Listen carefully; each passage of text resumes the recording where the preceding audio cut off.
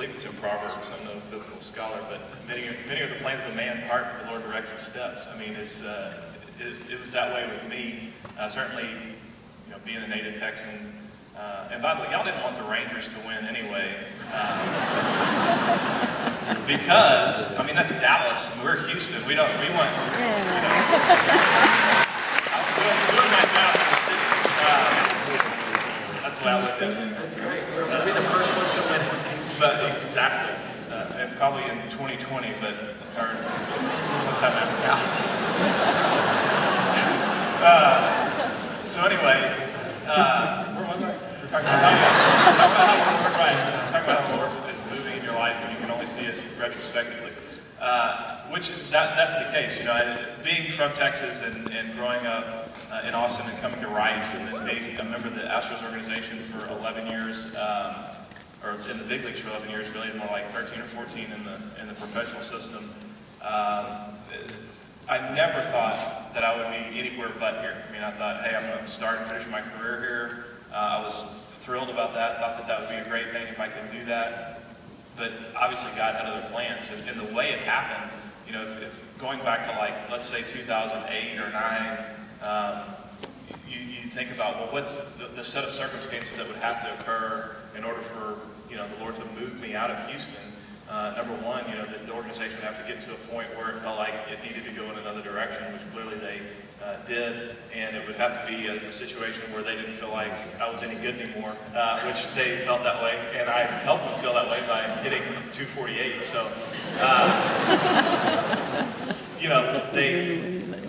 that was a set of circumstances that it was painful at the time. It was painful for me because I felt like I had a big role in the fact that we weren't performing as well as we wanted to as a team, and then individually it was difficult.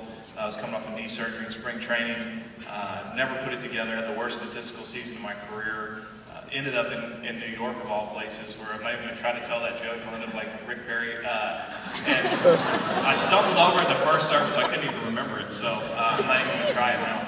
But suffice to say, it's a different place than here from a cultural standpoint, and a little bit difficult for me in a lot of ways. And I felt like I wanted to cry every day for the first 2 weeks I was up there, and then didn't end up accomplishing what we wanted to up there. Either we got beat by the Rangers in the ALCS, so coming off of that, maybe next year. Coming off of that, it was very, very tough, and at no point was I like, man, this is awesome. I mean, I really feel God working. I really feel like this is what the Lord has for me. But, now ending up in St. Louis, ending up winning a World Series, the relationships I've been able to have on that team, and the opportunities like this to get to talk about it, you can look back and say, man, God really was working, and I can see, even to the point where, after 4 knee surgeries and an aging player, how much longer can I run around in the outfield? Well, I just asked the Lord to trade Albert Pujols, and he did, or to have him sign a Yankees. And now I can play first base, so. That's good.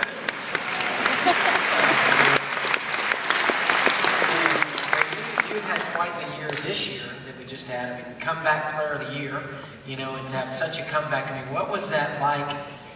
What'd you learn from the Lord in those times of making this amazing comeback this year? Well, that's not one you set out to win, let me tell you that, the comeback player of the year. It means you have to be kind of down and out.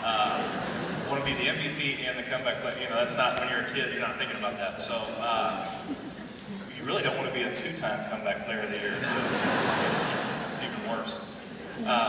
But just like, we draw parallels in sports, particularly baseball, in life all the time, and in our spiritual lives as well. There's a lot of times when you find yourself kind of down and out. Things aren't going like you want them to go, professionally, personally, with your marriage. And a lesson my dad taught me when I was a little kid, and he was very instrumental in my upbringing in baseball and in other ways. But he said, look, if you're faced with a challenge, you have 2 choices. You can either quit, or you can rise to meet the challenge and do everything you can to kind of pick yourself up and move along. And I got to a point where I had that decision. I had a good career. Played a dozen years in the big leagues. Had made some all-star teams, had played in the World Series, had accomplished a lot of the things that I set out to accomplish when I entered into the journey of being a major league player. And so I could have just, hey, I've had a good career. I'm going to go enjoy my family. It's just not worth it. But I really felt like, you know, I still had something left in the tank, and that God had given me a tremendous ability, and that I needed to, you know, make the most of it. I didn't want to sell myself short. So I made the decision, hey, let's get after it and see what you got.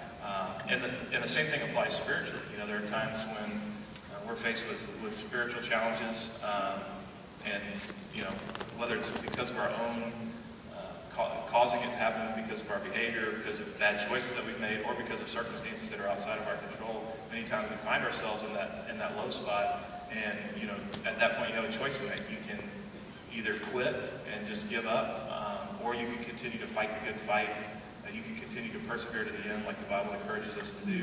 And you know, with the Lord's help, you can rise to meet those challenges. So that's my encouragement, and having gone through a little bit of a valley myself, and come out of it, at least for right now. You know, you're right now, you're World Series champs. Well, spring training starts in another month, so we're going to be right back at the bottom. But you know, that's the way you got to look at it as a believer. Yeah, that's great. Well, I mean, to come back, what a year to be able to end up in the World Series, and the series that it was just amazing. And there was particularly Game 6. That if you're a baseball fan, you remember Game 6, or you watched it.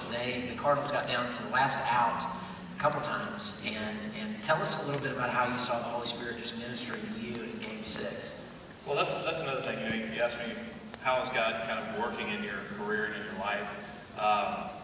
You know, Game 6 is a great example of faith in action, and you know, we attended a conference